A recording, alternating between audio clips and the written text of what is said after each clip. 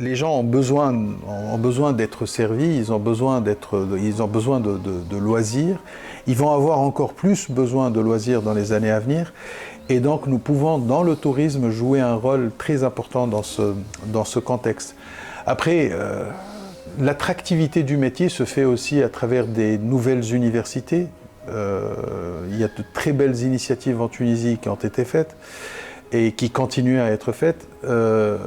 L'échange que nous avons eu avec les universités lors du South Tourism Lab démontre qu'il y a une proximité à chercher, il y a un rapprochement à faire entre le monde de la recherche, le monde de l'informatique universitaire, au monde réel du tourisme. Et le tourisme est un très beau champ de jeu, un très beau terrain sur lequel on peut faire beaucoup d'applications très intéressantes.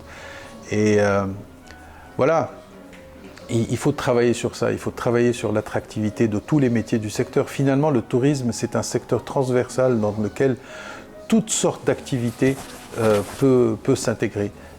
On a parlé une fois avec un monsieur, un chercheur universitaire du Canada qui travaille sur l'excellence des destinations. Il a dit, lorsque vous rassemblez des stakeholders autour du tourisme, il faut aller chercher le pompiste, c'est aussi quelqu'un qui est en contact avec le touriste. Moi, à mon avis, le DMO devrait aussi changer. J'utilise encore une fois le mot devrait, même si tu as donné une autre consigne, mais le DMO doit devenir un acteur autour de tous les intervenants et non pas uniquement les intervenants du tourisme. Il faut que le tourisme devienne une culture de la totalité des gens qui habitent une destination.